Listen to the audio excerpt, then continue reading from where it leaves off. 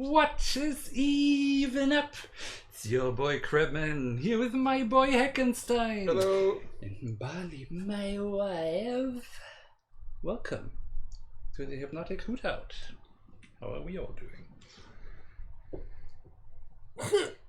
Okay. Yes, that's my spiel. Now Oh. you talk while I listen if the fan is too loud or what. Yeah, because it's too hot. We're too hot. It Yeah, is. it's hot. Yeah. Look at Jan looking so lazy. Yeah. And me looking fabulous in my mother-in-law's earrings. Oh yeah. Mm-hmm. Nice. Yeah. No, only with this hairstyle. I Oh. think I've never worn it with anything else. It always looks like a little bit mom-like. So. Yeah, no, I mean with the afro it was just like, I don't know, like I'm from the 70s somewhere in Africa. But yeah, we're fine. We're okay, since you've asked. Tired. Are you tired? How do you guys sleep with this heat? It's really warm. We here. sleep very... Late. We sleep very fine. I don't want to be too personal, but I'm mostly in my birthday suit. I don't. Yeah. Yesterday, though, last night I had to sleep on top of the covers. Yeah. Cause and then eventually, don't usually sleep with the head, with the, what do you call it, fan on. But yesterday I think it kind of helped. Do you know the myth of I think in Korea that people think if you leave the fan on while you sleep you will die? Yeah. Oh, okay. Yeah. Mine is if you sleep when there's a cat, like a child shouldn't sleep when there's a cat because the cat will like suck its brains out or some stupid shit Is like that what that. cats Yeah, do? when I grew up, black people and cats. Forget about dogs. Dogs is like obviously a military and what do you call it? Like police and They Even weaponized. but cats are all witchcrafty stuff and so That's why I like cats. Hype in the cell. I like the witchcrafty part of the cat. I feel like we have that also, or at least I've also always been told that a draft is bad for you. That you get You're cold. you get if you go outside with wet hair or something, that's how you catch a cold. And I'm still like I'm still having to have the realization of wait a minute, that makes That's no not sense. true. It's still very much in there that I feel like I also never sleep with the thing because of that, because I think the draft is bad. Yeah. And even knowing there's something feels weird about it. But I think the draft like can cool down like your neck and something, and you'll catch a cold easier. I think it can dry out your throat. That I read that the moving air dries you out a bit more, and that's why it can be a bit scratchy. But that's not how you get a virus, obviously. No, of course not. You actually became scratchy last night. Yeah. Because I think it was kind of directed directly onto your face. And so I moved it away. No, because you never like that when you're sleeping. So I knew this, like somehow that affected you. I think it has to do with also breathing in and out. That maybe when you are in your dreamscape thing, there's all this sighing and all that. Whatever that may cause, I know with me, I just get gusted from dust to all kinds of things. A little bit of wind goes through my windpipe, and I'm coughing and all kinds of things. I don't like air cons at all. I don't. mind it. Yeah? I don't mind it. I've never had any around me, but White people in white staying air cons in the an car. Airbnb. The only time I've had an aircon was in South Africa, so White people and air cons in South Africa is weird. In the office, oh my gosh. Yeah, in the office I had that too. But it's really, I don't like that. No, and if someone is like, I'm cold, and the other one is like, I'm hot. It's like weird. Aircon in the winter. It was very useful for that. I guess it is, but it feels just unhealthy. The car ones I don't like. I switch them off. I don't like them facing on my... I feel like I'm clogged up. I think I like the car air conditioning. But you feel like you're in a coupe cabriolet with your long hair. Just cool. Not that hot. I like that. And you're not too long in a car. Like if you're working like 8 hours and you're always in the air conditioning or like in the... I just feel like dust particles just go up my nose and choky. Yeah. Anyway, Sure. I got to learn about this whole thing, and I had to read about it because I had said it twice to say, oh no, I don't want to take a bath in the middle of the night and then go outside, especially washing my hair. Like I don't want to, because then I'm gonna get that draft and then I'm gonna get cold. And this one's like, no, with the virus, it's not true, blah blah blah blah. And I'm like, okay, whatever, and I let it go. And then the second time again, I had to look it up because he was insisting, and yeah.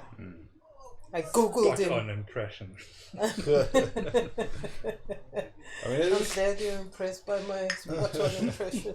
it is true that if it's cold outside and you're like wet, then obviously you cool out, and then your body has to work more, which in turn kind of, I don't know how that works out, but it does like increase your chances of catching a cold. Like the virus is already in you, but it's just a better environment.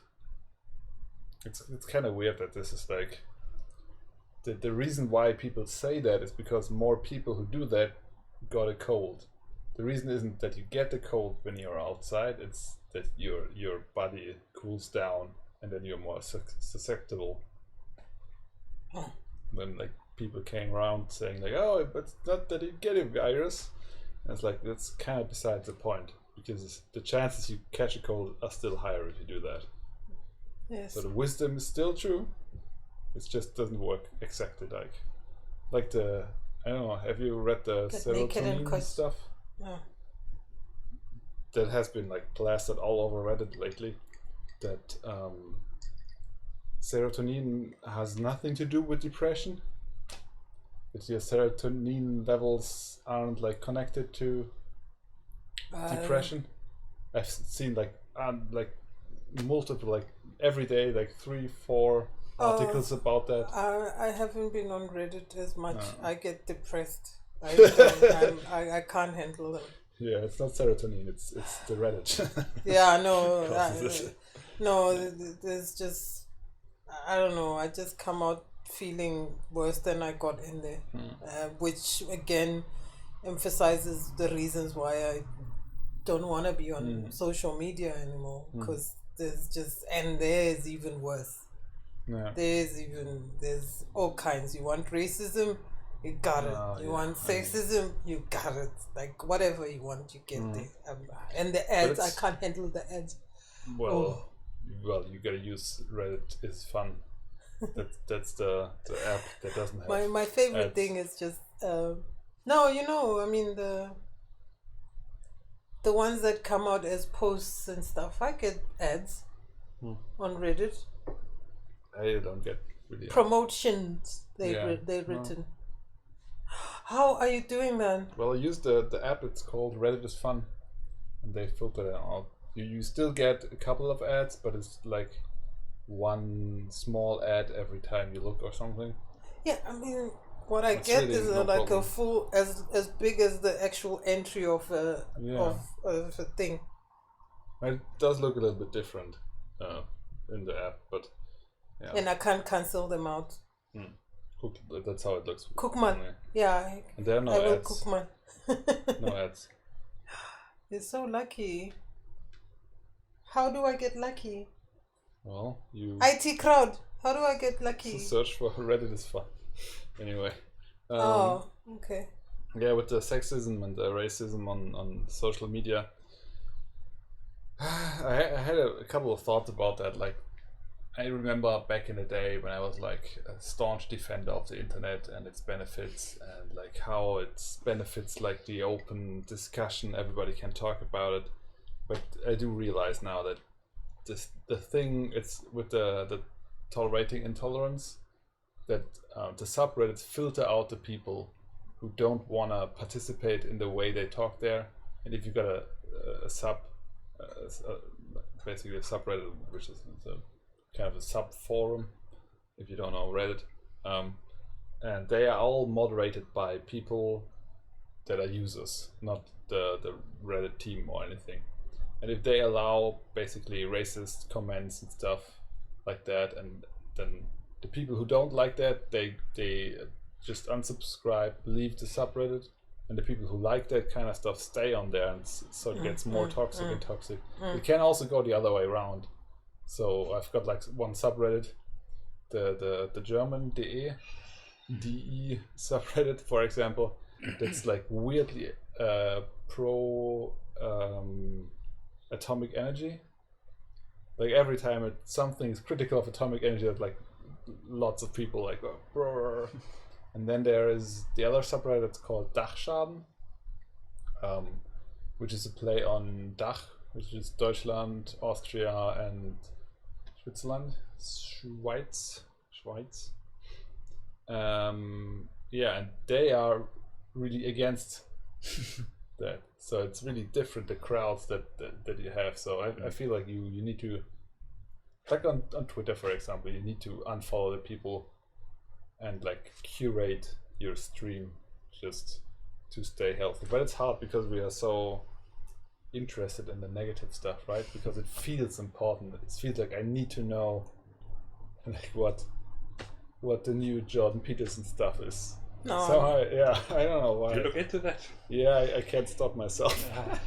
Well, he's been on Joe Rogan again, so that's why I was wondering why he's again in like the talks, and yeah, of course he topped himself with like idiotic comments about everything you can imagine, and yeah, so I watched a couple of videos debunking all that stuff again, going in his history, and I don't know, I find it kind of amazing, basically because I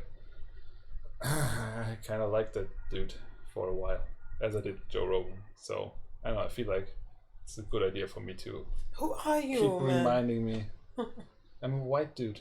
I don't know if you've noticed that, but I'm a white dude who grew up kind of privileged, middle of the road thingy, with not a lot of black friends, not a lot of You still don't have a lot of black friends. No, I don't. I have more now.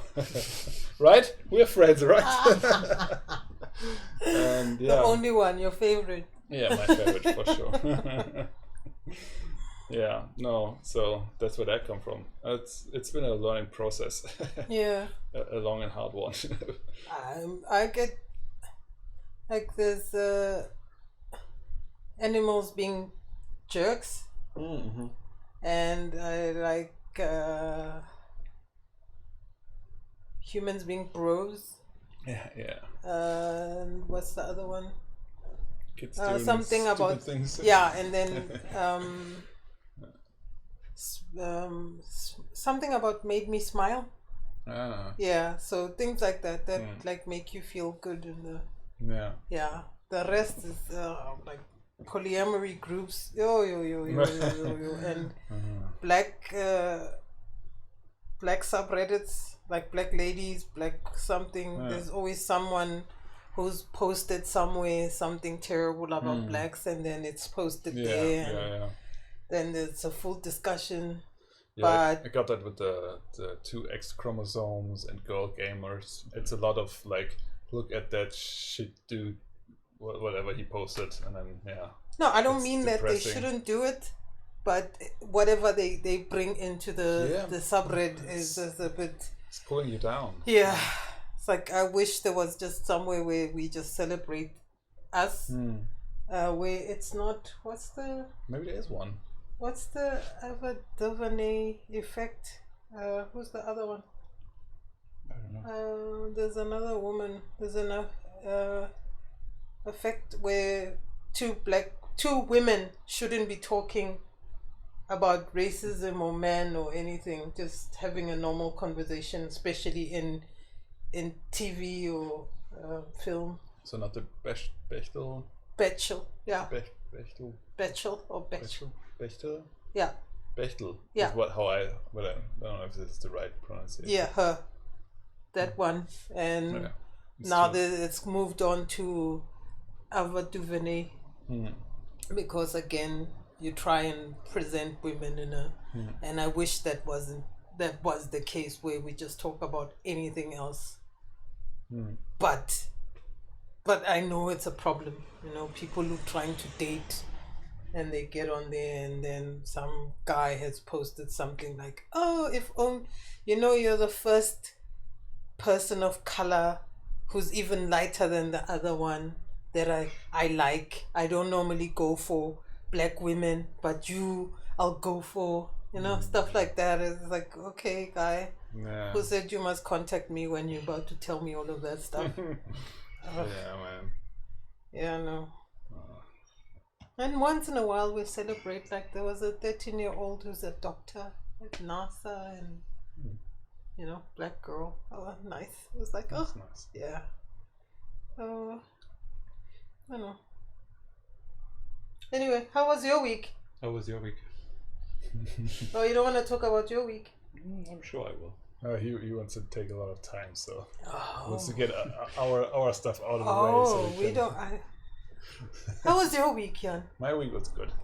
I had I'm coming out of the hole, that for sure. Had a good Monday, Tuesday, Wednesday, Thursday. Yeah, pretty good. Got a lot of work done, so I'm still working on the wizard and implementing options to alter how you play the game. And I think I've got now 7 different presets, Nice. which would be cool. I'm still a little bit undecided how I would call the default. It's just called default. I'm not sure because normal is good, right? Normal would be a weird way to phrase, but default is fine, right? That's just a default. You got medium health, you do the checkpoints, everything's medium kind of. Oh, so there's like playing levels, like What are the others called? hard. Yeah, kind of like that. So okay. so I've got the default. Then I've got blessed, which is just you regenerate health. You got more health from the start. Enemies are a bit weaker.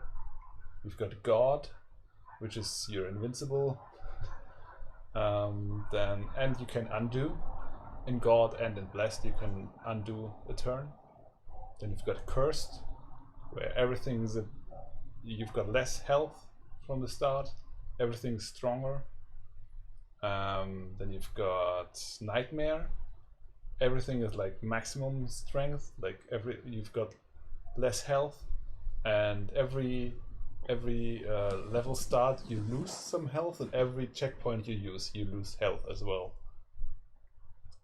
And then I've got Iron Man, which is you can't save at all. If you die, you're dead. Everything's a bit stronger. And you've got survival, where you don't get any health at the start of the level. And you start with less health, enemies are stronger, stuff like that. There are some more differences, but basically that's that. Yeah. And I think default kind of fits, but it doesn't have any flavor. But I think as soon as I put flavor in it, it feels kind of weird again. If I call it apprentice, for example, it sounds like depreciating, because I think it's already like the default is already hard. It's not easy. It's not the easy mode. How about balanced? Like a medium out of the Right, rest. well, it's all balanced. Nobody For it's like the different difficulty. This. It's not. It's the medium of everything, right? Kind of. I mean, there are different experiences. The survival is a different experience than Nightmare or Blessed or God. I mean, it would be nice to have something more flavorful than default. That says default without just being labeled default. But I'm pretty happy with it in general, because I mean, God, for example, sounds kind of cool. And I think if you're invincible, you still have to defeat all the enemies. They have less health though, but you have to still play the game. But you can't lose, basically. So there's still a challenge there. I know, I like that. But I haven't tried any of these, so I've now implemented like the setting selection, the menu, and the presets, and now I've got to implement that they actually do anything. That part is still missing, and then I will probably do a stream trying them out, seeing if it's even possible to play.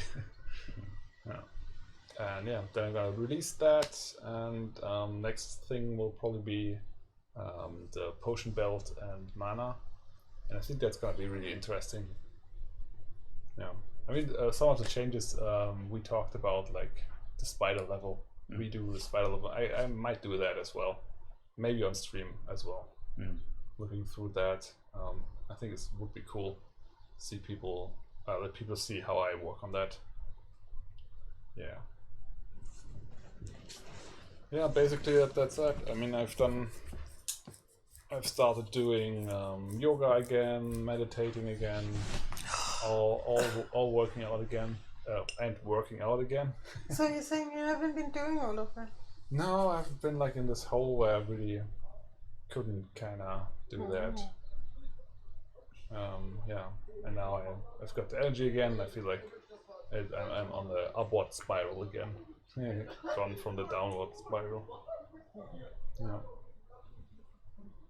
So yeah, that's been my week. Hannes said he'll do yoga from next week. You'll never do yoga in your life. I've done yoga before. What? By accident. Did you do a downward dog to get up? Did the whole sun greeting thing, and then I knew I'm probably not gonna do this again. So You were like, I'm fine. And that's what I do, the sun greeting. Sun two salutation. sun greetings every day. Shavas. And it's really good because I feel like if you don't use it, you lose it, right? So I wanna stay limber. Eventually, I'm gonna start. I'm just gonna write out a couple of years where I still have time to be lazy. I don't think that's working out, but you do you. I also feel like my finger got better. No, I'm with you. With like moving, and I talked to the therapist. Yeah. Thanks. Because my understanding is, because I'm just sitting around, my circulation is really low, and in the winter I really noticed that as well, that my body temperature is pretty low, and I get cold easily. But if I start like moving and doing workout and stuff, and the circulation runs, then I don't get cold that easy. And I think like also that the healing process probably needs good circulation. So I'm on my way again to become fit and healthy, doing work, feeling good. Congrats. Thank you. Me? Yeah. Your turn. Yeah, how was your week? Well, last time you saw me, I was dashing out of here with my new haircut to go to. Wait, you really have more your week stories to tell? That was kind of a joke because I thought you had already. What? I didn't say anything about my week. All this rambling about Reddit and all this stuff, that was not your week? No, that was just, we were just talking about Reddit. Oh, I see. Well then, how was your week? Well, according to the listman here, on Friday, Yeah. I left here going to a party. Oh yeah. Yeah, that was for 60-year-old pediatrician. His Sounds fine. former pediatrician. Oh, that sounds fun. Yeah, she kept on staring very weirdly. On your feet? On your feet? No, what's the the other P for kids? Pedophile? Oh, no, not that P. Child's doctor. Yeah. Pediatrician. Yeah, Isn't why? that the foot doctor? Podiatrist. Podiatrist. Yeah, Oh, don't. Yeah. Pediatrician's children. Yeah. Sorry. No, anyway, that was fun until a couple of people asking me if I know Angelique Kidjo. She had the same hairstyle like me. Yeah, we go to the same barber. Yeah. And she's, anyway, that was okay-ish, fun. I've never seen Germans dance like that in my entire life after they got drunk. They do that. And I met a whole lot of rich people. Then that was it. The rest has just been work and reading about my PTSDs as a child. It's called complex PTSD. And I just started. Do you think we should put on some more light? We should probably. Sorry. But you didn't want just to- twist it off. Yeah, because the thing was flashing. Uh-huh. You continue. Yeah, sorry. Yeah, no, I'm gonna continue. I feel like I'm half wanting to burp. Yeah, that's why. Scusi. Too much. Oh, wow. Here comes the sun. That'll have to do. Then there was really like nothing much. We've just been having a conversation, watching. I've been binge watching The Suit. When we decide to watch something together, if it's not working, then we watch Desperate Housewives. We just started Desperate Housewives, and everybody's terrible there. Yeah, I can't watch that. Yeah, just been working. Nothing much. The heat. How was your week, honey? How was my week? You're busy. Sort of. Yes, I do keep myself busy. I've been a bit stuck still. Yeah, these last 2 weeks I've sort of been stuck on my project. There's a piece missing. And maybe I found it today. I had sort of an idea that maybe, that at least crystallized a little bit more of the... But still, I have to see if that answers all the questions now, or probably not. Probably far from. Yeah, no, I think I said that last time. Sort of at a stage where I have to make concrete the thing that I want to do, and so it's easy to have sort of a rough idea. It's going to be this and this and that, but what does that look like specifically right now in this moment where you have to turn that into a game, a start of something? Yeah. And so I guess I'll see. Although that does start to feel very daunting, so I might not make my promised deadline.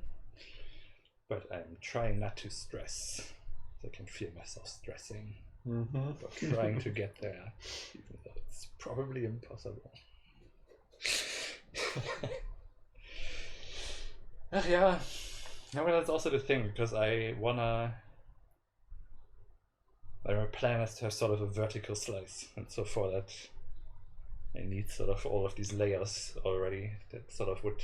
I don't want to make a thing that's just a promise of maybe this could be something.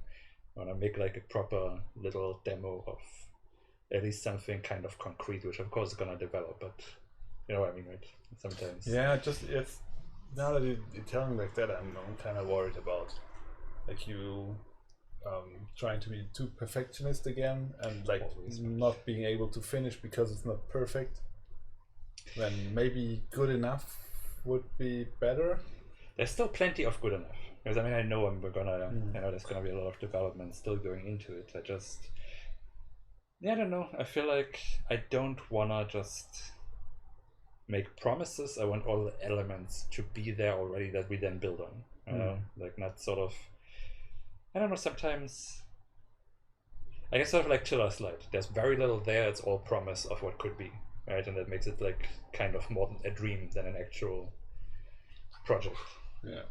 And basically what I would like was like the first level of the wizard. You know, if you were to just have that right now, you would still have like a complete thing of, and of course it would develop and all kinds of things, but you would more than it's just an empty room, and eventually it's gonna be like this and this and this, but here this is what it's gonna be like, at least in a. So you want to pilot? Project. Right, a pilot. And so I guess the thing that I'm stuck with, like, sure, of course, I also want it to be impressive. Like that is like the thing that drives me, wanting to show people and being like, oh, is this awesome or what? But the thing that I'm basically where I get stuck and where I'm not sure how I can cut that corner is basically with the core vision. So that's the part I'm trying to figure out. Because I have a feeling and I have a lot of what that's gonna be. You know, like with all stories, I can tell you a whole plot, but there's all these little things in between, you know, that also all matter. And yeah, and if I'm now starting to build, you know, sort of an intro level or like the first mission or something, it should already be what it is, and not just okay, this is all boring, but eventually it's gonna be fun, and eventually this is gonna be cool, and there's gonna be a cool thing. That's like having the outline, but you have to write like the actual dialogue.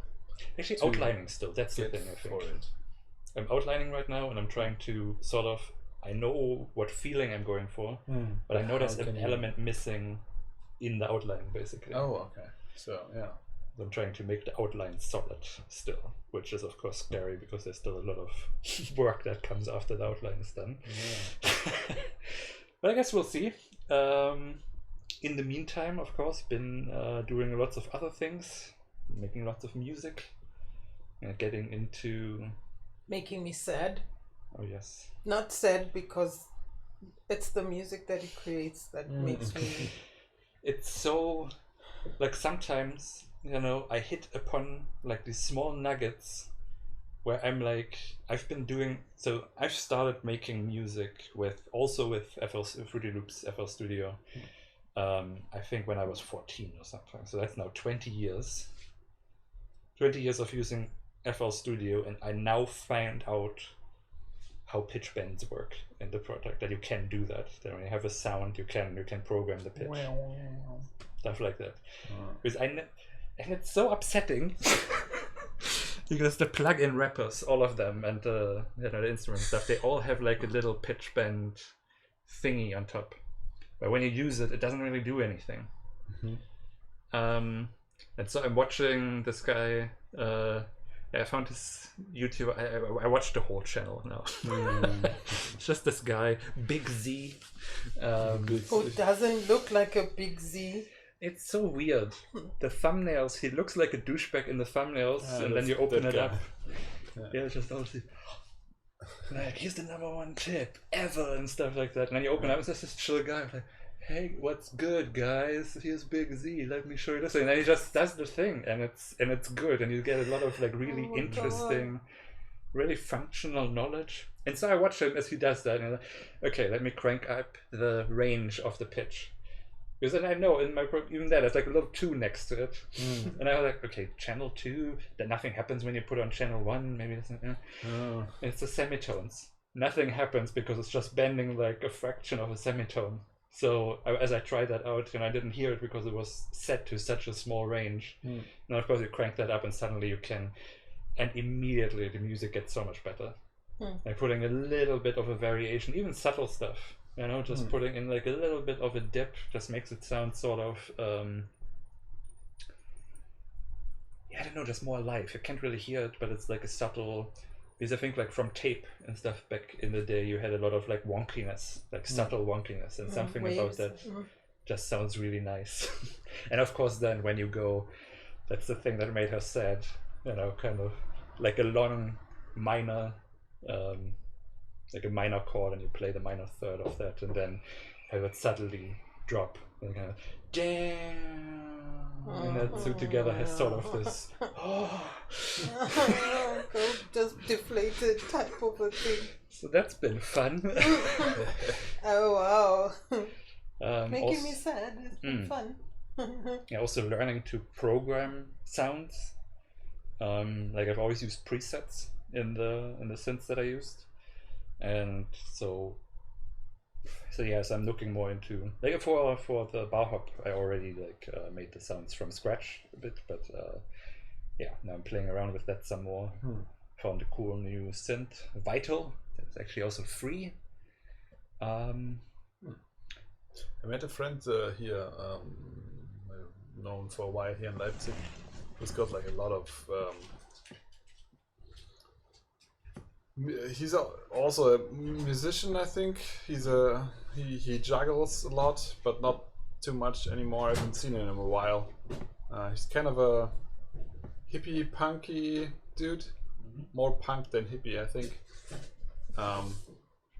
When he showed me like a picture of his home, he built like a little music hut in his little room, where he's got like I think 2 or 3 keyboards, and then multiple synthesizers and mixers and whatever that he like lent or bought.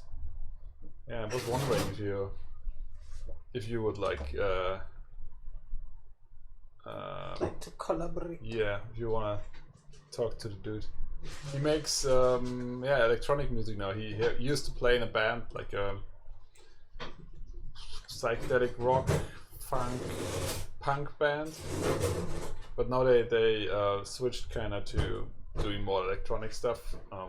He also told me he made a song that like a friend of his was like getting upset by because it was so depressing.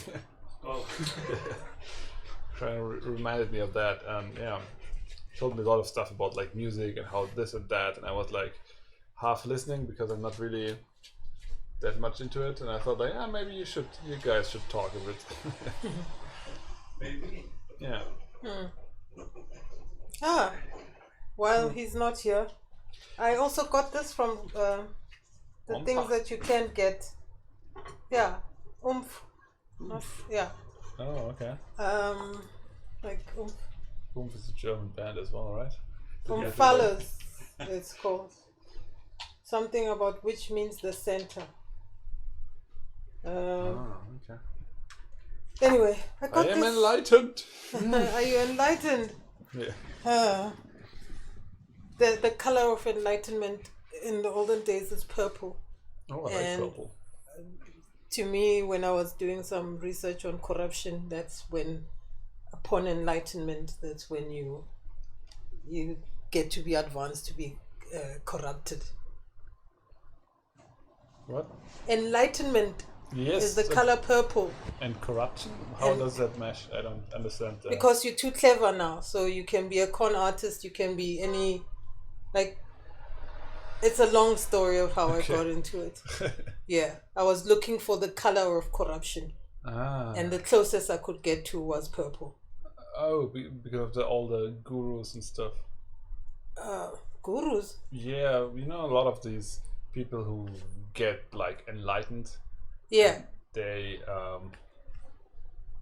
it's funny because they like enlightenment is basically it's about knowledge. It's losing your ego in the spiritual sense. Okay. But then the ego comes back and they feel like they're the greatest because they're enlightened. Yeah, because now. power and And okay, that's where corrupt. it came from. Yeah. That's where I thought the color of corruption would be purple. I think purple is also envy, isn't it? No, green is envy. Yeah. Well, it's purple then. You are green with envy. Yeah. Yeah. Anyway, this is what I got from subreddit, Dada subreddit. Oh, okay. Yeah. and somebody posted that they have these magazines, and they are 150 of them, and if you want, you can get them. So I got my first mail here. Nice. Yeah. I've been reading it slowly but surely. That's cool. But what's it about? It's about art. Yeah, Awesome. it's about Dadaism. Yeah, Okay, so that's it's all cool. about writing and words, and looks like this. It's a mixture of things. That's cool. Yeah, and of course explaining, and none of it sometimes is explainable. Yeah. Anyway, we were filling in your time. Yeah. You were titting about here. Yes. Music. Music. That's nice. Okay. That's cool. Made me wanna know more about collaging, surrealistic collaging. Yeah. It's really cool. I love collaging in a way. Because I feel like you don't have to be artistic, like you don't have to be skillful in creating. You just have to take cool stuff and combine it in an artistic, cool way. Feels more approachable. Like you don't the skill gap isn't that big to like painting and stuff. But yeah, you need a lot of weird magazines. Or not. Thanks. So yeah, so that is fun. What else have I been up to? I've been kind of playing with my like I rearranged recently and built myself a little studio, which is kind of fun. And I forgot to ask. You didn't by chance bring the double-sided sticker thingies? No, I forgot. Oh well. I'm sorry. Oh good. Is I wanna, and I have a bunch of old broken phones, and so like what I'm noticing is like I'm managing okay right now, but there's a lot of things going on, and me like I like to worry about stuff. So I've been kind of thinking about managing that better, trying to kind of break up the spaces where I know when I have to worry. And so what I wanted to do is to tape one of my old phones next to my monitor and put like a little Nothing. put like a little I guess like a little overview thingy on it, like that whatever display of the day, what day it is, like just the actual name of the day. Because and I'm noticing something like I know, like I'm making a decision. Okay, on Monday I have to take care of this uncomfortable thing, and then all weekend I'm like, wait, is it? And then I have this moment of, oh shit, I have to do something. Oh, okay. Because I also forget the day. Yeah. So you just want a digital calendar. Well, like the important things, so that I know.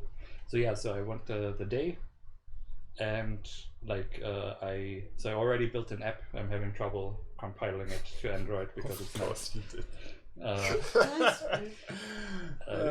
not difficult. It's just the thing that I'm using is being difficult. I mean, you could just take a calendar, but no, let's build your own thing.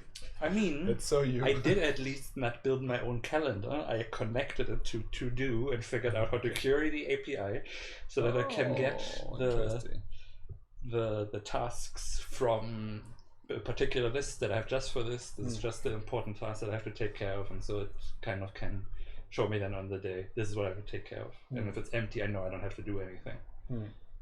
And so I feel like that, that like when I had the idea, there was already a feeling of, ooh, I might be onto something.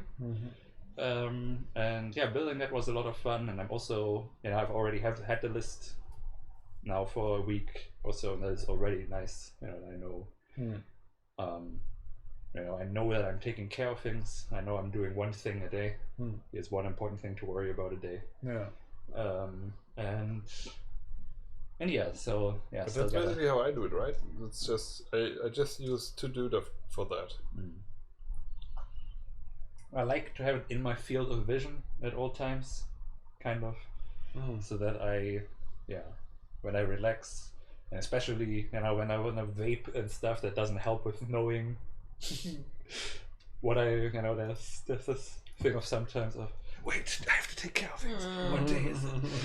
And yeah, to just have that there. I just want a sense of relief. And I want to have basically a thing where I don't have to manage it. This thing does it for me, kind of, and I can just look at it and it's fine.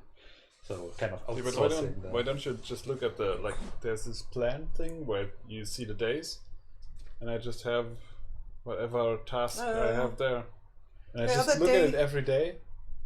No, that's a thing. Okay, I do do to-do lists and stuff, but it's very specifically about knowing it's there. Like that is also, I want it in my field of vision. Everything's fine. I don't have to worry about anything.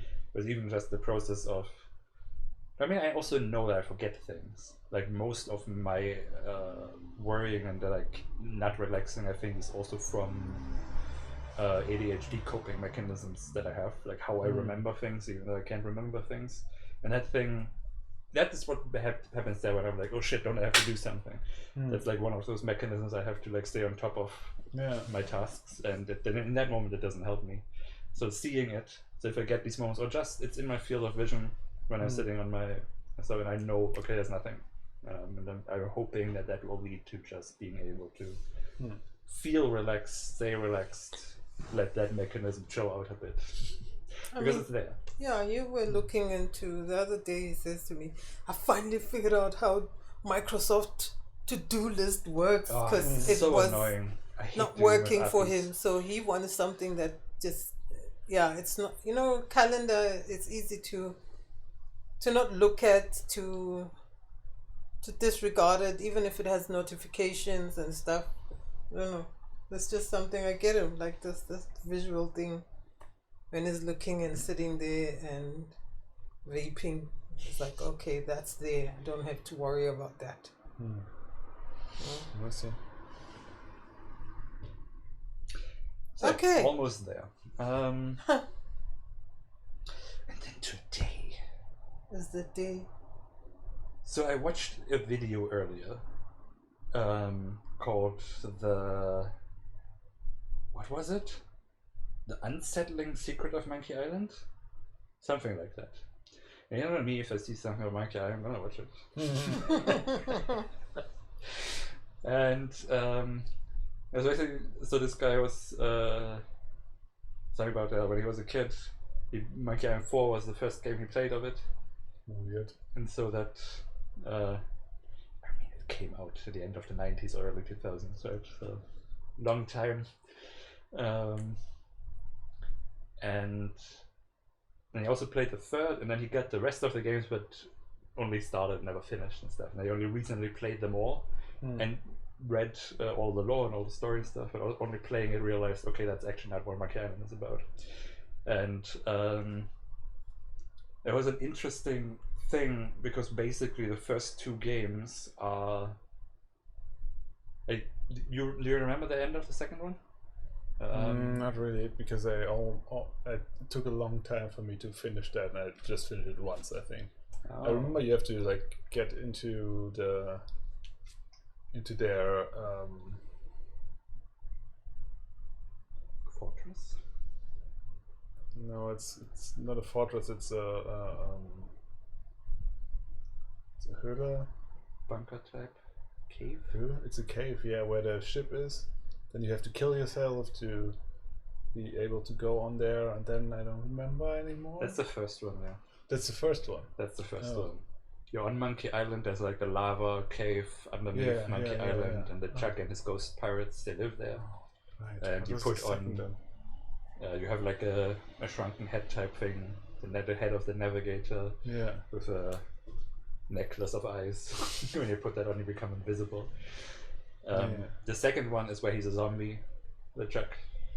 He does all this voodoo stuff and with the voodoo dolls and and then you have to you get he hits you and you fly around. Is that That's one? also the first one. I just remember the So first you only one. played the first one. The first one I played the most. I see. Yeah. Okay, well. So the second one ends, spoiler, when the so. You're in a bunker in the end, and the shark chases you, and there's a similar thing. Like in the first one, he punches you around the map. In that one, he uses a voodoo doll that's supposed to send you to the pain dimension, but just sends you to a different room. And so you try to build a voodoo doll in a thing of him and to kill I him. remember, yeah. And then it ends with you're both children. Your parents are yelling at you because you ran off with your brother Chucky, fighting and stuff, and you're in a theme park, roller coaster rides and all kinds of stuff. That's how it ends. Big Whoop is a theme park, and I mean that was always there. It was always like a gag, and of course, in Ep80 they explain it away as that it was like a cursed trap for Guybrush, but that was not made by Ron Gilbert anymore. And apparently, the original idea that is like strewn through the whole thing is that it's all a child's imagination. What's happening? That and it is, when you think about what's so fun about this thing, it's so childlike adventure and stuff. The first one especially is like this, I want to be a pirate, and you just go and you do all these fun things and nothing bad happens really. And I love that. And he described it, and the second one is actually darker in a lot of ways that I never realized. The second one was the first one I knew. I played Monkey Island 1 after it. I never liked it quite as much as the second one. The second is my favorite. With the first one. Only because your personality, you're a dark child. But it's interesting. So he described it as the first one is the theme park when you're on it, and the second is when you crawl behind the paths you're supposed to go, and you're kind of seeing the second one is a lot more desolate, and it's kind of a dying world. You have governors taking over, bullies stealing your money, type thing. People are not allowed to operate freely anymore. Like the first mission on Scab Island is it Melee Island? Oh yeah, Scab Island is the first game. Is to try to get a boat off the island, but it's not allowed to go because there's some guy who's taking everybody's money for tax and disallowing everything. You kind of beat that back this kind of bully. But you have a lot of a lot of this dark, there's a lot of skeletons, there's this theme of the dead parents kind of going through the thing, and that's also I think they also said I think that might be the story. The parents died and Guybrush was adopted, and that's his half brother Chucky, and so that's they have this animosity between them, and the featuring of the dead parents through the thing.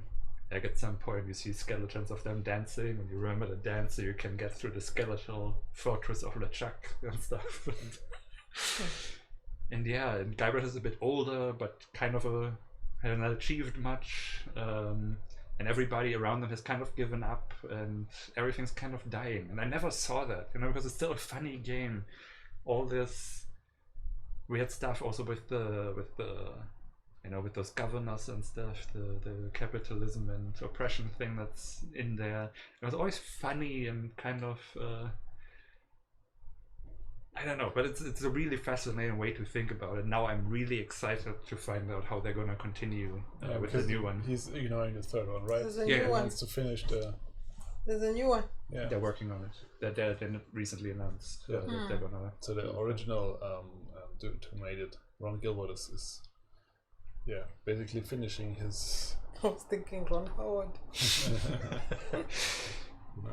I mean, I'm nervous about it because I haven't liked any other games he made. Since I don't then. like the graphics, to be honest.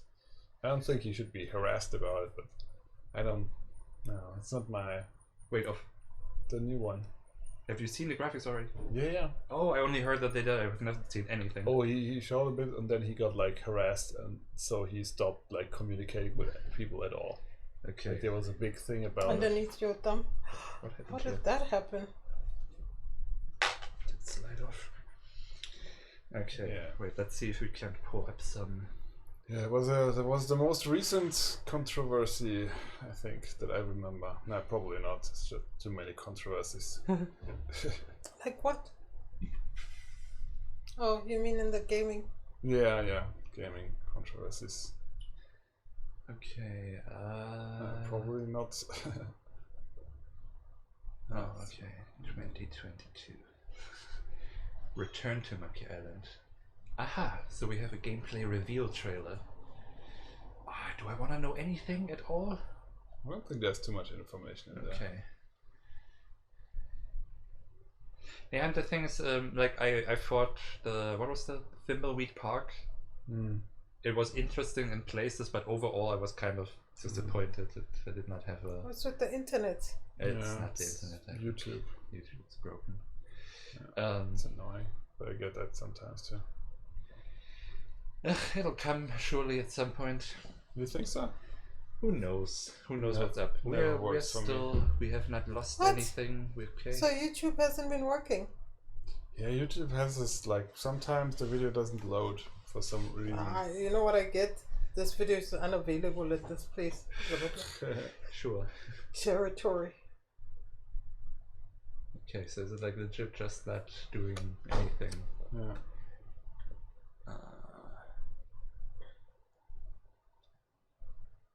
Yeah. not Really? working. Nothing. Not even a little. Not even pretending. No. Okay, well, whatever. We'll try going to Devolver Digital, Oh. and then videos, and then click there. Maybe it's. Okay, let's see if anything loads. So maybe I mean, we haven't. The stream still looks solid, but maybe that's overwhelming. I don't know. No, it's not that. It's just this, and the pros are being weird. It's never gonna load. You can wait as long as you want. Okay, There it is. I guess then. Try that. I guess Open it then in a different I will- browser. No, at this point I'm giving up. Okay, and look at a picture, maybe. Just a picture, so we can like see the art.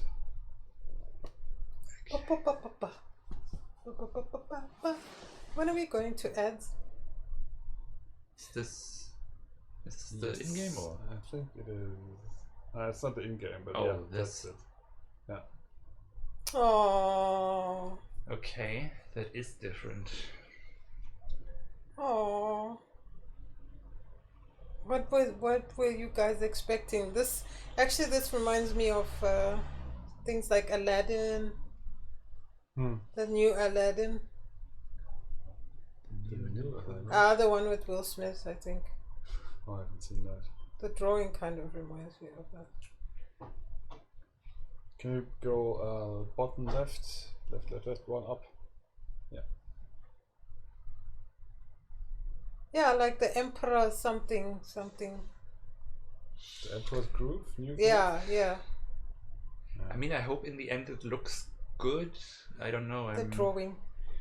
I'm not in love with the style. Yeah. It looks sort of. I don't like that vectory thing. Yeah. It doesn't look like proper art. It looks mobile. Like this looks like a mobile game screen. I'm supposed to collect 10 coins and pay some microtransactions. Yeah. So yeah, I don't know, but I guess I don't know. I'm definitely gonna check it out for sure. I hope it'll be good. Hopefully, yeah. Hate it. What? Hannes, could I use your glasses for 2 seconds?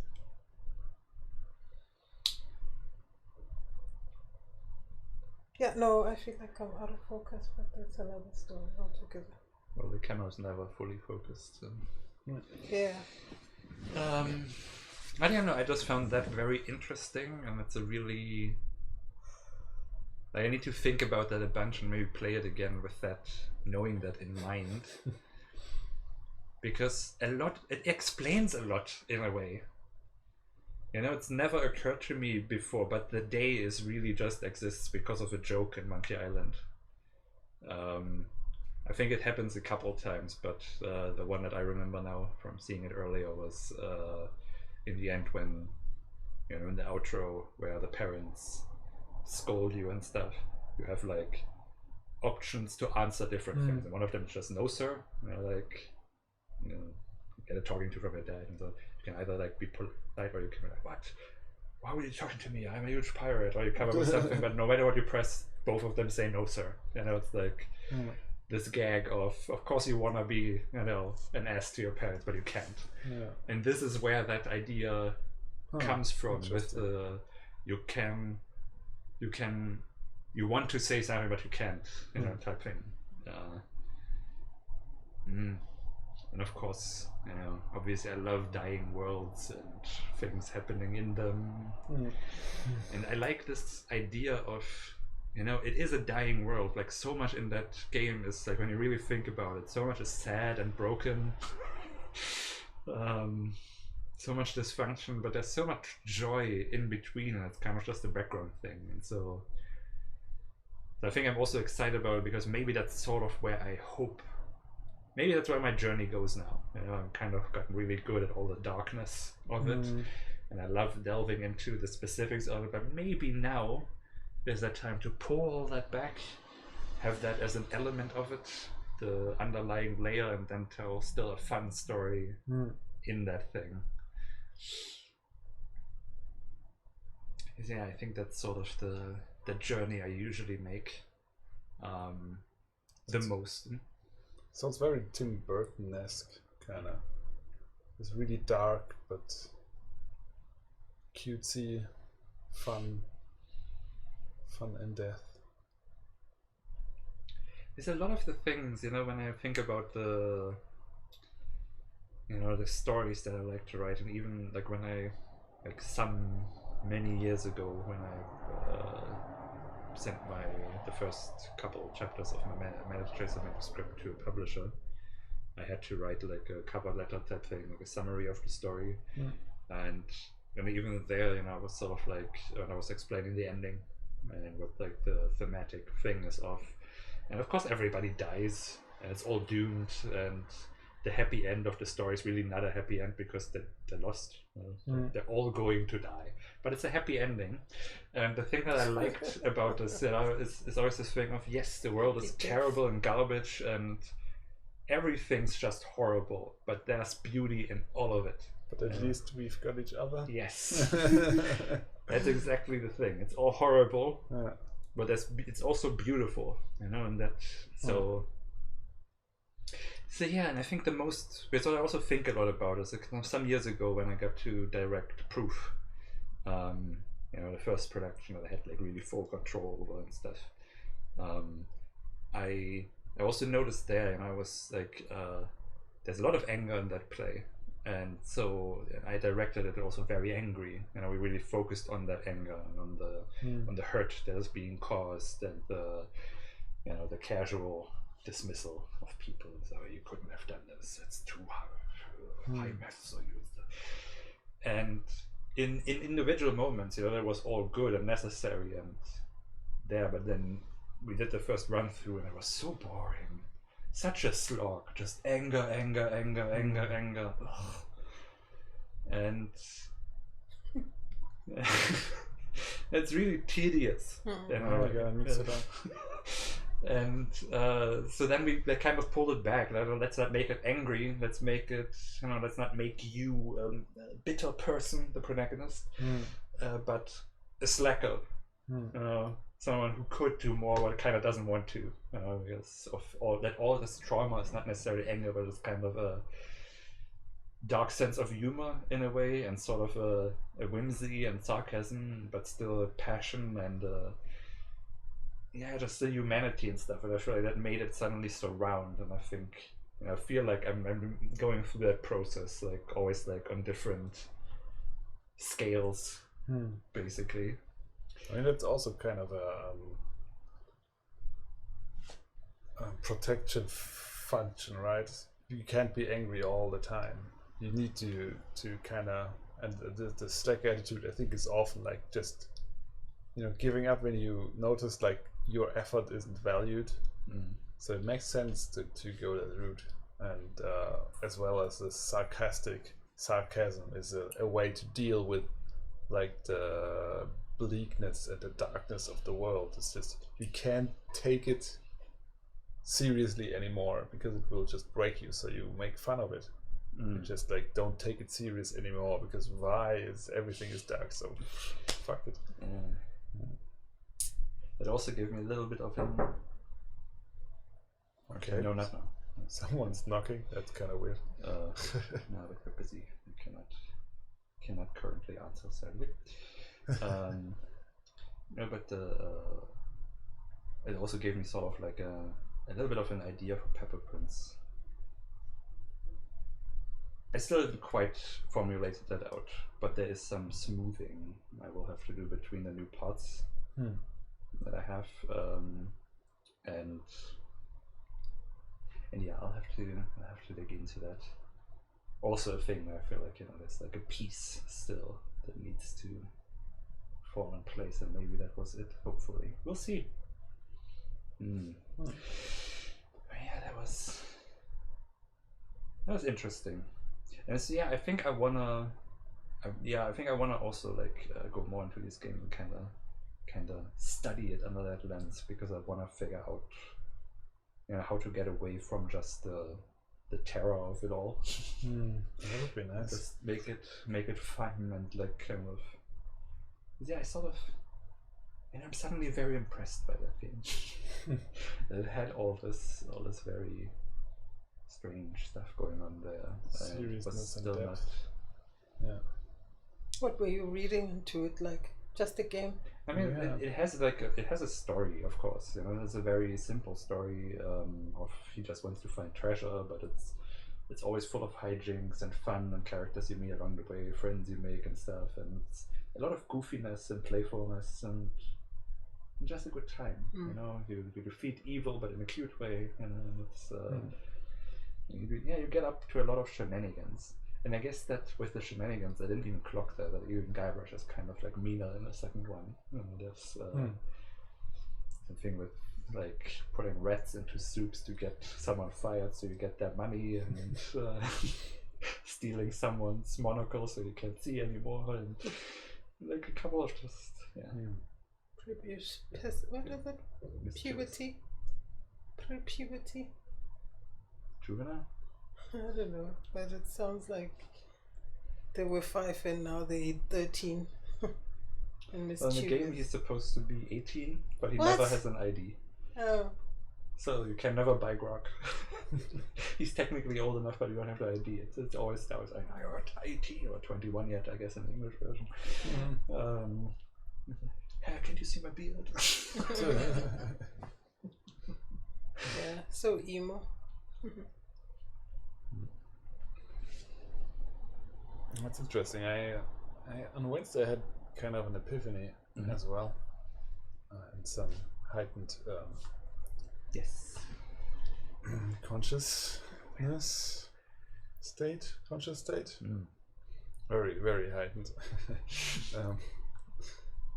That also connected to what you talked about last time, that you felt like your brain is doing kind of like going through like every part until you kind of can't continue, and then like going to the next until you kind of get back to it when you've got everything. I got the feeling that well, two things basically. That everything is kind of a circle of like a plant, basically, taking nutrition from your surroundings and then exploding into the growth.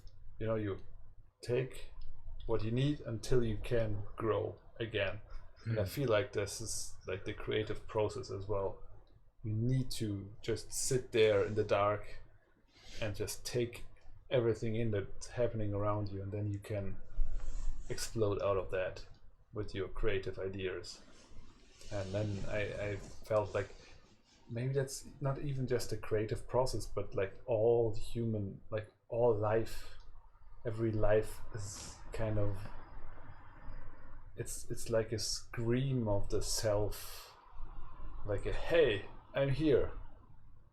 We're doing that all the time, like in our creative process. We're just like, hey, and depending on how much nurture you get from your surroundings, it's loud, or it's like it's weak, it's strong, it's heroic, it's like submissive, whatever like your surroundings give you, and everybody's kind of screaming to affirm their own existence in their own way, and all that together. I mean, I see like a mushroom, basically a mushroom growing, and then like exploding into spores around, and we do that not only like in trying to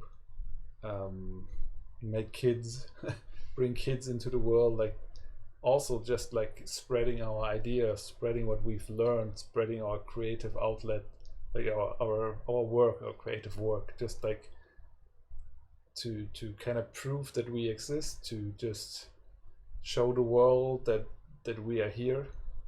And everybody does that in one way or another. Some people do it like, I don't know, with doing crimes. Some people do it with, you know, rebuilding the Russian Empire. We all just like trying to prove that we are there in our way, and we use the nurturing we got, and rebuilding that in our own way to make a statement to prove that we exist. And all that together is like a chorus of all the life that just explodes into the nothingness of space to die. And then maybe from these ashes, new life, new ideas, new growth.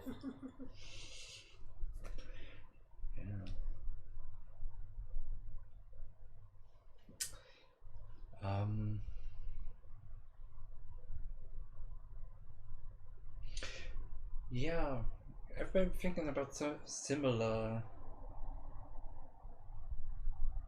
thing.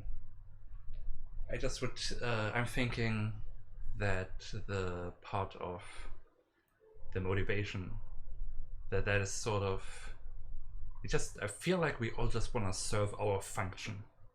We're sort of a system that can do a certain thing, and we want to do that thing that we can do.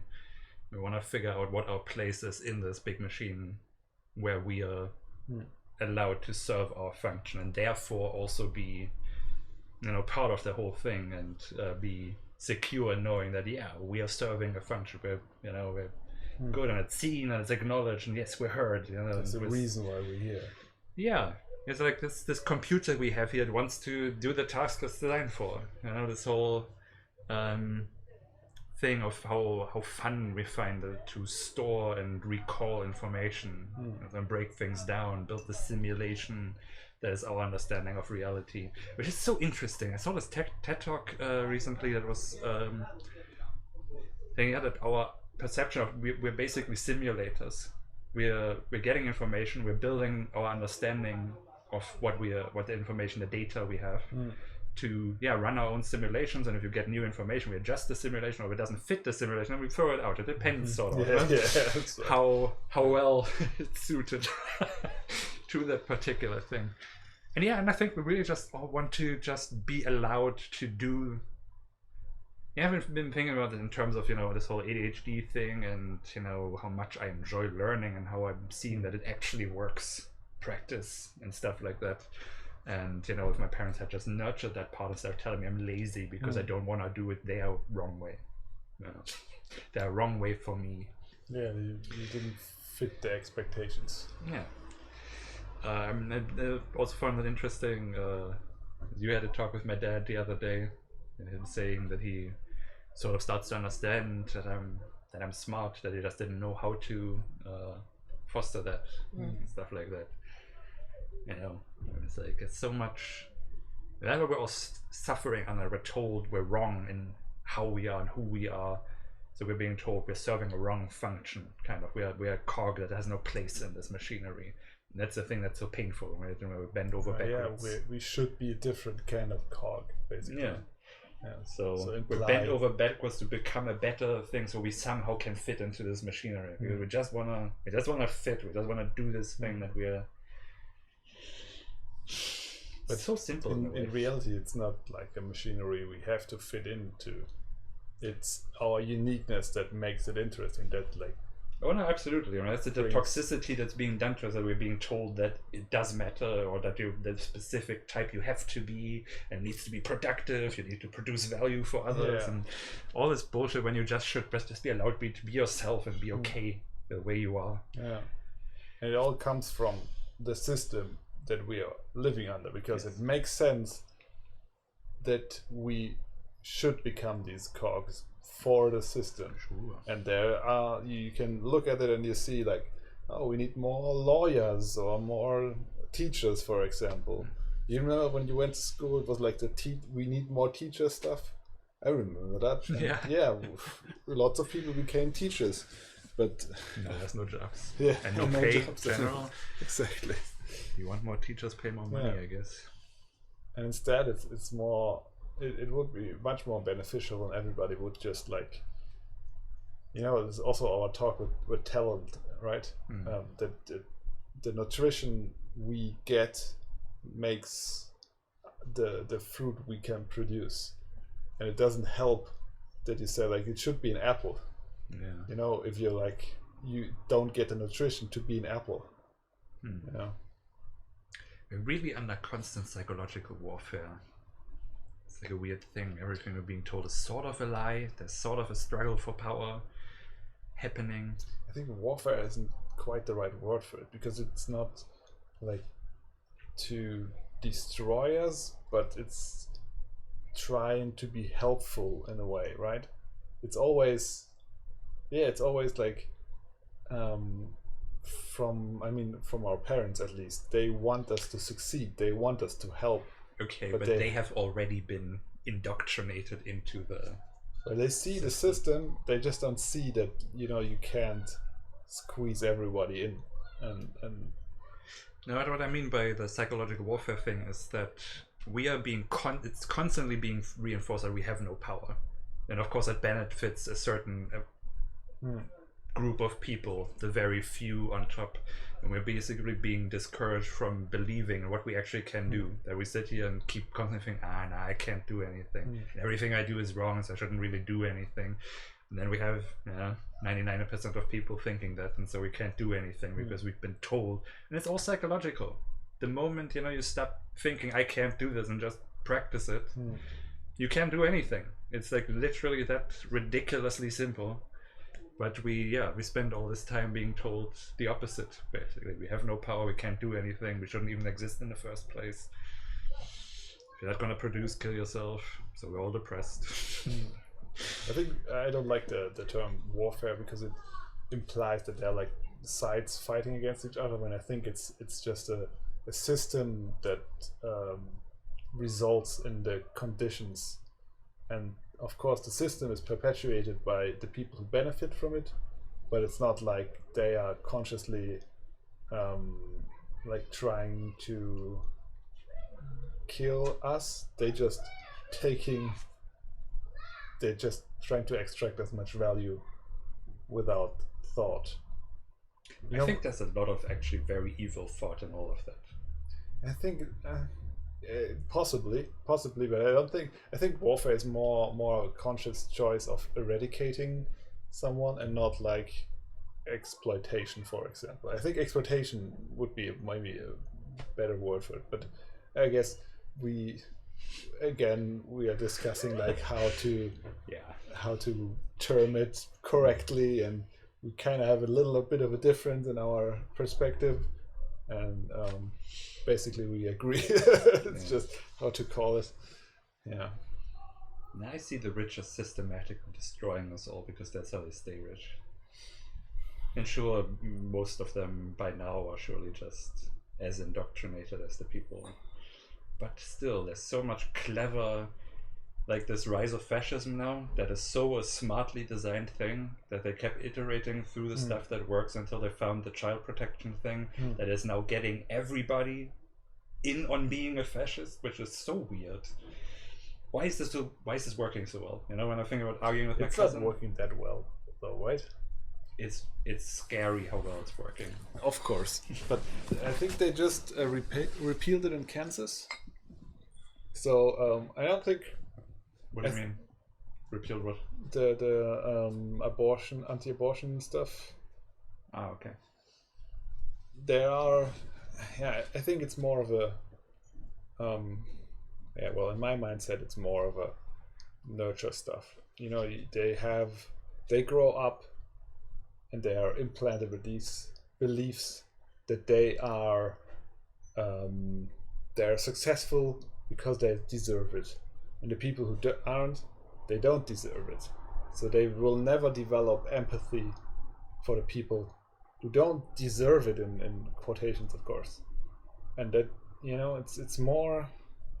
Yeah, sure, but then there's still after that a very smart process of how to destroy those people who don't deserve us as much as you, or how to exploit them. Yeah, because they wanna, as we want to, they want to express themselves. They just take all the resources they get, and then they're trying to make their mark on the world, and they don't think about all the other people. You see, it's more. I think it's more lack of empathy and understanding than bad intentions for the most part. Of course, there are also like people who are just fucked up from their upbringing, that they really want to harm other people. I mean, yeah, I think there's so much bad intentions all around. Especially if you see all those like, those types in charge, the Boris Johnsons and Trumps and all this kind of bullshit, who are not accidentally evil. They're evil because they are like really. They're really good. They're unsure of themselves. They are anxious. What's the word? You know what I mean? It's from their own insecurities where this evil comes from. Yeah, but I'm also not thinking that, at some point you get away from where it came from and you just become the thing. Like, sure, every, shitty personality trait is like a maladaptive coping thing. Yeah, that's right. But at this point, I don't think that any of these people are lying in bed anxiously. I think they're very happy that they have that much power and get to hurt people, and trying to figure out how can they do it more. I think it's a deep insecurity that they are like coping with. But why would you stay insecure when you're winning? Because that's not giving them what they actually crave for. Like, they're not making the kind of impression on the world they actually want to. They're following the toxic dream they've been implanted, but that the fulfillment of this dream doesn't really fulfill their actual need of that they would maybe fulfill if they would be more empathetic and would be more helpful to other people. Like a lot of there are a couple of people who went into like this Wall Street business stuff and make a lot of money and feel like, oh, that's not, they become depressed, they get the realization that it's not making them happy, and then they turn to actually using their money to help people, and then they feel like, oh my god, this is actually fulfilling me in a way it never does. And it's a minority for sure, but I think especially because how our brains work, like if you think a certain way, and then you keep thinking that, and it gets reinforced, it's really hard to break out of this worldview and realize what's going on. And some people manage to do it, and some people not. And I think like a lot of fault is in the upbringing of people, in the perpetuation of the wrong ideals we should strive for. But I also think what happens there, like I said, I do believe that everybody wants to play their role, and I think that because we live in a system where so much is based on you are garbage, that's a lot of messaging we get, right? Some people just take and okay, that's the role I'm going to play. Like someone who's always being treated, that's sort of the anxiety we have with like one of our little nephews. Is always being treated like he's going to be a thief and a piece of shit. So it's very possible that he's just going to become that because he's being told that's your role, and then he's going to play it. Type thing. And not if I have anything to do with it. And I think with, there's this point, I feel like, with a lot of trauma where you kind of stop. I think that's where people are broken. Where you stop being the person you were and you just become a cancer. And I think there's plenty of people who are just a cancer. That is what they were raised to be. That's their function in life. They're basically a toxic, broken version of what a human is. Yeah. And they spread it. Yeah. And in a... Yeah. What's your view on that, Barbara? I have no feeling. I've been falling asleep. Okay. Yes. Well, I was also just... That's you the guys typical were just like... depressing, Yeah, you guys were just hypnotic Hootout. having it out. It's okay. Yeah. I just don't want to, to talk over you all the time. Well, this stuff is just depressing. Yes. Actually feeling defeated. Okay, quick, think of something happy. Puppies and kitten. Dying. I'm happy. Yeah. I'm happy. Now, It's been a for good me, week. For me, Okay. that the realization was basically that everybody's just like screaming into the void, and that doesn't really matter. It is like it is kind of thing. Like we do our best, and then we die, and our corpse is the nutrition, and everything we build is the nutrition for the next generations. Or not, whatever. and this kind of gives me peace, because I feel like I have to. Sometimes I feel like I have to Do you know what? do something very specific, and when I'm failing at that, I'm failing everyone, and I'm bad, and this and that, and then the world, climate change and all the depressing stuff like wars and stuff, and then like I take a step. Take a huge step back, and I see like this that life is on Earth is such a unique and special thing, and if you look like at some growth, like some mushrooms and plants on the ground, To you and psychedelics. and You've been on mushrooms. they take each other's nutrition, and light, and then the others die, and these live, and there isn't really much of a moral outlook on that, and they're just living and dying and living and dying, and then I feel like at peace, because I feel like, okay, that's what we do as well. I mean, we could do it so much better, of course, but at the same time we are all kind of doing our best with what we are giving. You know what I want? That's all we can do. You were talking about philanthropists having the money, and they do these things, and then they get to a point where like, oh, I could do something. I want them to do something beyond just having the money to control where it goes to and whom it goes to, and I want them to give up all their riches and live with like everybody else, and everybody else will take care. The minute one philanthropist does that, and the two and the three, then they live like us, and they live off the system. They don't make money. Why are you making money? So that you get to have that realization that you want to do good, and doing good is also still withholding money. What is it for? Is it for bartering while you're trying to get your chomies, your chomi means friends, your friends, to get more money out of them? But look at Bono. Bono has got the money, and I don't feel philanthropy from him. Well, he does some philanthropic stuff, but it's a typical Tax evasion, looking good philanthropy. Virtue signaling. Yeah, it kind of is that. Yeah. Well, I think it's because these people really think they deserve all that money. Yeah, you see, They work hard, Yeah, exactly. To me, that's yeah. So none of these things that you guys are talking about make. I'm sure there's a lot I could say, but you guys have said it enough. Yeah. Indeed. How's your art going? My art. I have been branching off to new things. I did some book binding. I want to do some more with the pages that I left from other things. And this is so delicate.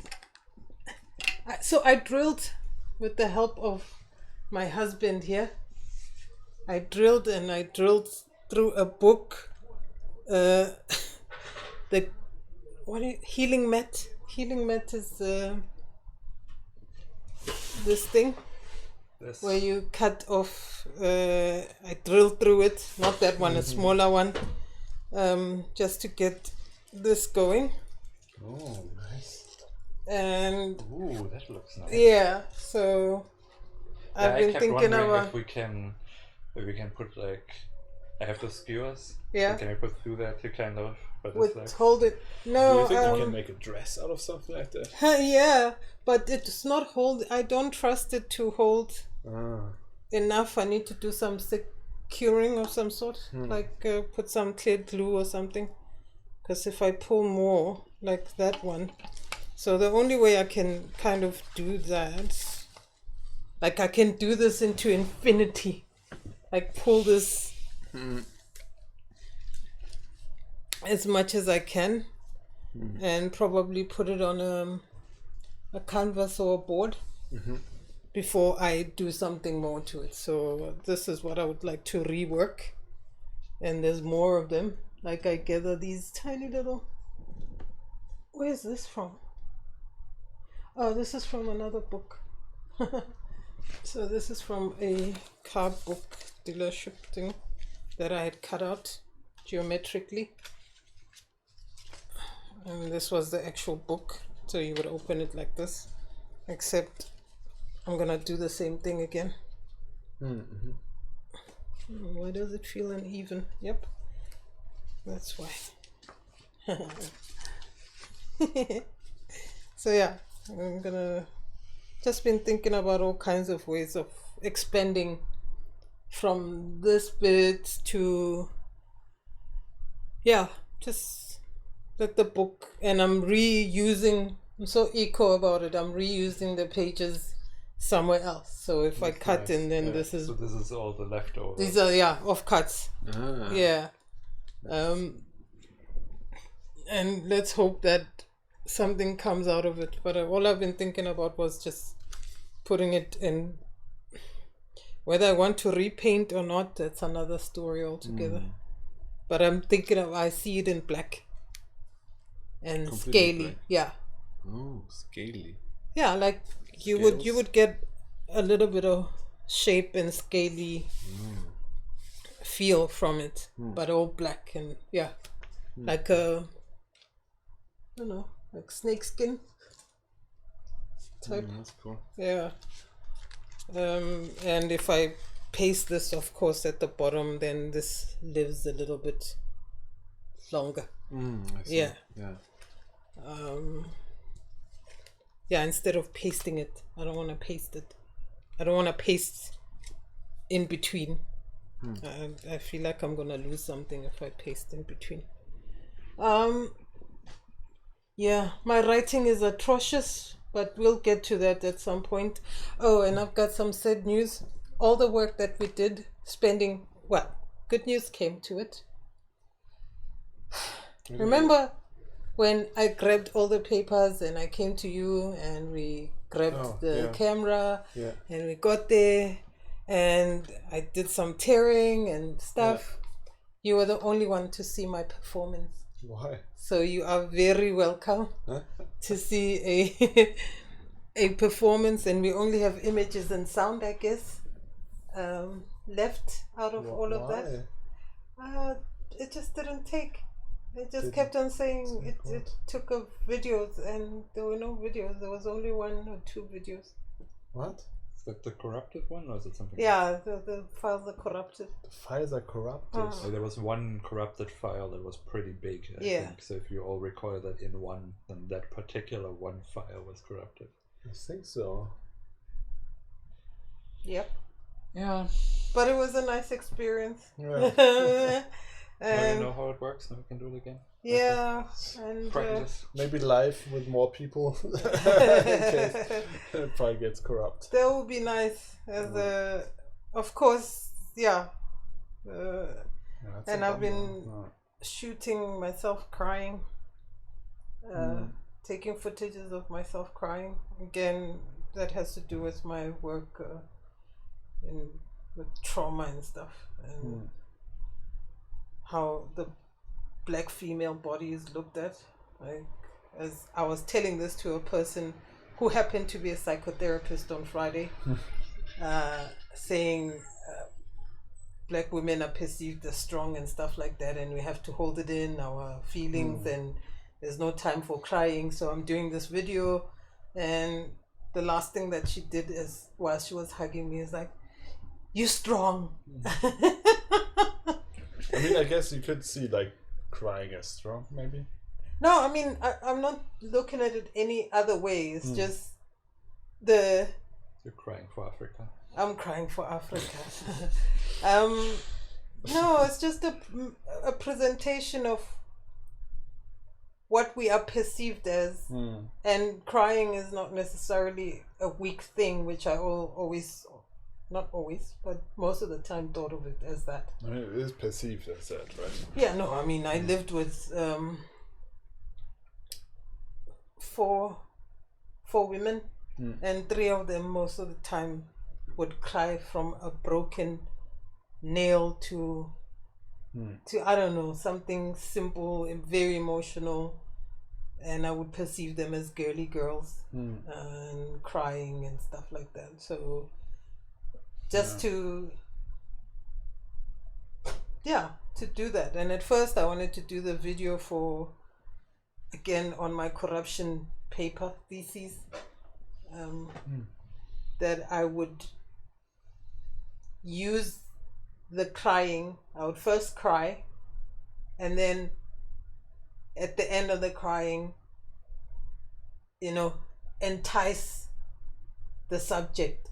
Like how people would cry to get out of a ticket or cry. And so these are the agents of helping someone to, or corrupting someone, or be corrupted by it. So you cry for someone to sympathize with you and let you off easily. There's crocodile tears. I was watching a video when I was looking for inspirations to cry. Some Karen crying at the supermarket because the woman that she just hit was taking a video of her, and she kept on saying, "Stop taking a video of me," and crying all over the place. And then she would stop if she thought something was going to happen, and then she would start crying again. So that was that. But now it's totally different. It's the fact that I haven't cried in forever in my life, and I got tired of just being the one that's strong and everything, and it broke me.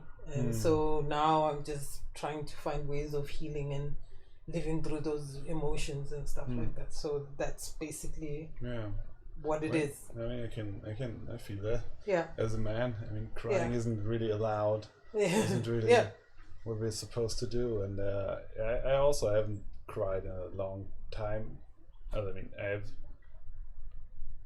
I haven't cried in a long stretch. Let's put it that way. I think the one time was like when I broke up with my girlfriend of 10 years. Okay. And not in that point, but on the next day. Yeah. I cried for like 20 seconds or something like that. Okay. That was it. Wow. And now I try to open myself up when I'm watching movies, for example. Okay. And and just cry. I think you cried on Lita. Yeah. I did. And it's interesting. Like, I can't cry everywhere. Yeah. But here I feel very safe with you guys. Okay. And here I can squeeze out a little tear. No, I can. Yeah, let myself go and just like be vulnerable like that. Do you know that in Japan there's crying rooms?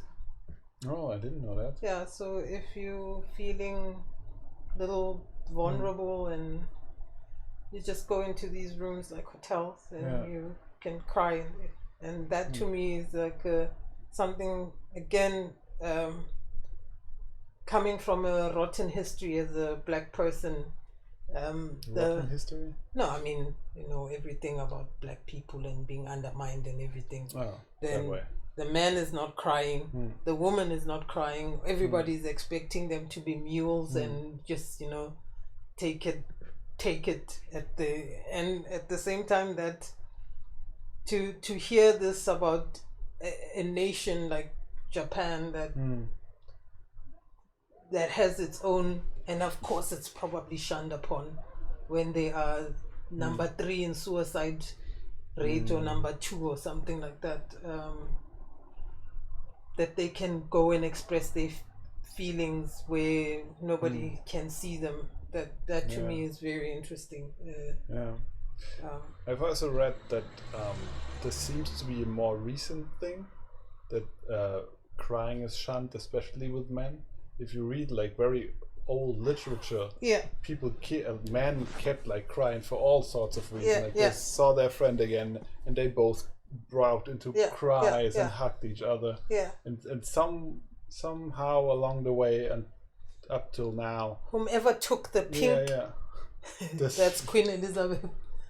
Whomever, Victoria or Elizabeth, I don't know. Whomever took the pink away from the guys and gave them blue, and vice versa, started all of this non-crying thing. Is that so? Did the Queen take away? One of the Queens, England one, said that they like the pink for the girls, and somehow that spread all over the place. Obviously, if crazy, even today, weird. The monarchs, the royals, whatever they wear, it kind of ricochets into, the Queen was wearing this, so now we're gonna make a replica of it that's cheap for you to buy, and then it becomes a selling thing, and you become a top designer just because you did that for somebody. Apparently it was also normal for men to be really close and walk hand in hand on street and stuff until the Oscar Wilde trials, and became much more about, oh my god, I hope we're not gay. You're gay. But that happens. Like a separation from gayness happened around the Oscar Wilde trials, and until then, I guess hand holding on the street was normal. And it's also a very cultural thing for like our West here. Like there are lots of other cultures now where men are just holding hands. Well, mostly Egypt, I know they hold, especially pinky. Well, they don't hold women, so they hold men. The only intimacy that they get in public is with men. So they hold each other. Yeah, I think India as well. Yeah. And maybe Muslim countries as well. That you get a lot of male intimacy, I guess, or touching. It's so interesting because we are talking about like just like basic needs of humans. Yeah. And like we somehow decide like, nope, this need will not be fulfilled for this gender because of reasons. Oh no. And then we wonder why we're so fucked up. I know. So by getting older, it's like I'm getting softer. I can't handle this toughness, and there's no need for it. And the more I think about it, I wasn't meant to be like that. But circumstances. And there's so much strength in softness. Yeah, no, but I don't know. I remember I have so many grandmothers. So when I call them when there's a family function, you just have to call them. You have to say granny, and then you have to put location. So you have to say maybe granny from Taucha, granny Taucha, granny, I don't know, Finland, granny so and so, because there's so many of them.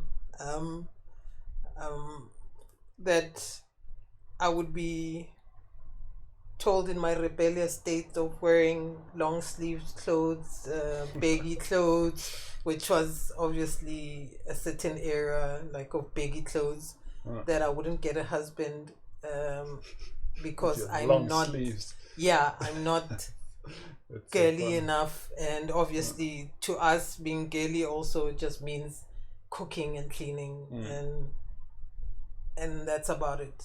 Presentable, yes, depends on who your family is. I'm not about to go on a debutante's ball or something, and I don't have makeup on, or long hair, stuff like that. So all of those come in some sort of categories and what is it? Standard of living. That you would get certain things that come with, or you have to be girly girl, you have to do this, and go to school and still maintain a house, go to varsity and still have childbearing hips. So I don't know. It's all hogwash. So PS.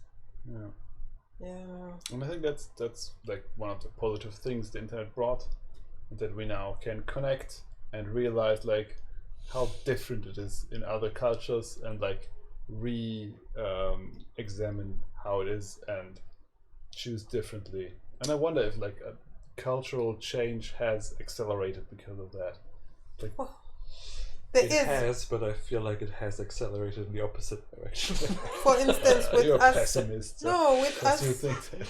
I mean, we had 30 years of internet, and now we have Nazis back, so that's all I'm saying. Well, we've had Nazis before, so No, but now they live in another realm, and they are recruiting. All the hippie mums are now in on it. That's Facebook. Yeah, they're recruiting. Yes, yeah. Sure. I mean, it's true. It's a two-sided sword. The Nazis can find that information if you want to have it. If you want to just hear why you're better than everyone else and shit on those people, you can also do that. You can just Google it and it will presume it for you. What is it? Prompt it for you. Yes. Why am I? You don't even have to go incognito for that stuff. Yeah. No, I mean, take for instance our culture. Why am I persecuted? Oh my gosh. And things have changed. People are now seeking for individualism more than anything else. We're more separated from a system that was trying to separate us. Now we are worse than ever. People ask us, certain countries ask why South Africa is not coming together and going on protests, like major protests, like your Tunisias and your Egypt. We never, like Sri Lanka, we're never gonna get to that point because we are so divided, and there's things like the so-called freedom that we were given 27 or 8 years ago. There's no such thing. There's just now become more capitalistic and become more individual. Like, don't trust anybody else except for you. Pitting the people against each other. Yeah. Right. So that to us, there's no togetherness. I wish there was even that togetherness of like how the incels get together or the Nazis get together. We don't have any of that stuff. But we also have like a re-emerging like union culture as well. Like more and more unions are building. So I'm still hopeful. No, you in Europe. Not only. I mean, it's just a matter of our time. unions are bribed like crazy by the capitalists. So it's not like. I mean, of course, I think there's always a push and pull. Yeah. And I think the individualism is absolutely a function of oppression, because you have to divide and conquer. Yeah. That's the thing that works, and that we're all being told you have to be your own thing. I mean, isn't that a thing that was like literally invented in the 50s so they can sell more product? You're an individual. Up till now, everybody had the same refrigerator, the same radio, but you're supposed to buy this product, so you have to be an individual. Isn't it cool to be an individual? Who are other people? You know, it's you. You be better than your neighbor. All that bullshit. All bringing us away from this thing that we as people are a living organism together, a community, where nothing. Yeah. Just because that, I always hate that. Like some years ago, I saw like a thing. Are you saying you're communist? I saw like an interview or like a press conference type thingy of our party, the left, and there was like some old guy in the middle there who was like, well, you know, why should I pay taxes so that other people, you know, can come here or live for free and stuff? You know, nobody helps me. You know, I don't do this stuff. And Geezy at the time, and I said, you know, that's bullshit. Nothing you do is on your own. Literally nothing. Someone built and is maintaining the streets you're using. Someone built and is maintaining the supermarket. Someone is getting all these things for you. The system, you look, every little part of it that we take so for granted, and that's, I'm doing everything on my own. You know, fuck all it alone. Nothing we do is alone. We cannot function. If you, they literally did an experiment with babies. If you leave them alone, they fucking die, because that's just, we have to be together. Togetherness is to be human, and we're being twisted into this thing of no. The others don't count. Yeah, you are more special. And only you are a failure. Only they tell it to everyone. Arnold Schwarzenegger, I mean, fault him where he is faulty, but did a really great speech for, I think, some high school sometime, where he was like, you can call me whatever you want, but never call me a self-made man, because I'm not that. And I came here, I had nothing, that's true. But I didn't like. He had like a small apartment. He didn't have any furniture, any cutlery. He had nothing. And the friends he made in the fitness studio, they came over to send to Christmas or some function, something like that. And they brought him cutlery and all that stuff. And he said, like, we are like a community, we need to be together, like nobody's living on their own. There's no such thing than a self-made man. It's like this thing, was that Thief or something, where like in an interview the lead designer was saying, of course, you know, I don't like this culture of, you know, one guy made the game, it's a team effort, says the creator of Thief. There was like an article, it was like sort of like this, like doing the exact opposite right after the quote. But we love that. Maybe because it's just easy. Maybe because we somehow need heroes or gods. We love these big characters, right? We keep like putting them on pedestals, and then we are surprised when like 20 years later we find out sentences. Like what the hell. When we now have to burn all their books and their records, and it's none of this is everything is kind of pointless. And with us again, it's not pointless. It just hurts. It hurts to see like things that, for instance, with the African cultures, suddenly they are regurgitated by the West and brought back to us like something else. Even to the smallest thing, like apparently there's this thing on TikTok, lotion, like they lather themselves. There's a word for it, where they put cream on, like moisturize their bodies, and you're like, wow, you know, now it's a thing because it's on the net, when we've been doing it for so long. It's like, it's such a weird thing. I'm always surprised like how much influence black culture has on white culture. I'm surprised. Everyone is black. Everyone is black inside and outside and underneath, and every white woman is gay. Like, nah, it's the way it is. It's like, I don't know. So I still have hope, because that we are sitting here realizing that and like telling it to Wendersel means we're making progress, however small it might be, and however many backslides we'll have to endure. I still feel we're making our way in the right direction, and that makes me hopeful. Okay, one hopefulness. Can I call her by her name, or should I say your partner? You can call her Nadia. If you are still listening at this time, Nadia, let's have a movie night. I'm tired of these guys. I don't know what they're talking about. I end up being on my own. It would be nice. I would like to. This is a formal invitation. Let's all have a movie night. Yes. All right. Yes. A movie of my choice. As usual. That's not true. That's not true. Vendisil, you're welcome. I was thinking when you guys are gone, I will make a party here. Sure. Well, you can. I think Does everybody know that you're leaving? All right. Oh, that's We're going to the BPB Jam, the government-funded game jam. BP? BPB. Oh. It's like the Center for Civic Education. Oh, okay. I thought it was British Petroleum something. Oh, maybe we had the wrong place then. No, so this will be next week. I'm not sure how we're gonna do the. We're gonna skip it. Yeah, we're gonna skip. Are you skipping so it? You're not doing Oh, it right. together. So next week already, right? Yeah. Yeah. Oh, yeah. No Hootout next week. Yeah, I mean, we could still do it, or you could do it if you want, with Nadia.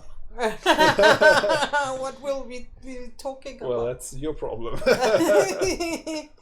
I was thinking maybe I have a party here. Invite everybody. Sure. Cool. That would be nice. I think. But I'll be working. Let's wrap it up. Yeah, no. I mean, I guess we could think about, doing we're it there on the Friday. Yeah. We're there from noon. Maybe in the afternoon we already have half an idea. I guess we can see if we're in the mood to stream from some weird, nondescript location. Yeah. That would be so cool. In Baden-Württemberg. Hey. That would be my cool. homestead. All right. Oh my Oh, we're god. close Can to you home. bring me something? Can you bring me? I don't know what you can bring me. I can. Probably not, but I'll think about it. And can I ask something else? Yes. Is Switzerland It's right white next. land? Yes. White land? Yeah, what is you said what? Schweiz. Yeah, what's Schweiz? It's Switzerland. I mean, what is the word translated Schweiz? Swiss. Oh, just Swiss. Okay, no, has nothing to do with white. I don't know why. Oh, Weiss is white. Yeah, Schweiz is not at all Weiss. Okay. As you might be able to hear. It has an I in it. Yes. It's the sweaty land. Oh my god, I want to come with you and I can stay at your parents'. Not that far. No, it's still quite a bit. Darn it, nothing I say works. Yeah. Okay, Also, I'll be working here. Also, I still very much remember your speech about how you don't want to come. So no, I don't want to come. I will bring that up I don't want to come. I don't want to come. I don't want to come. So, yeah, anyway, so we probably won't see you next time. Or maybe we post a tiny update in a Discord. Yeah. But we make a game? We will maybe make a game. More than one? Probably. We usually do. Achtung, we're out. We'll show you. Anyway. So, yeah, we'll see you some other time then. Yeah, we were thoroughly back to our Hootout shenanigans of just depression wall to wall. No, that was only today.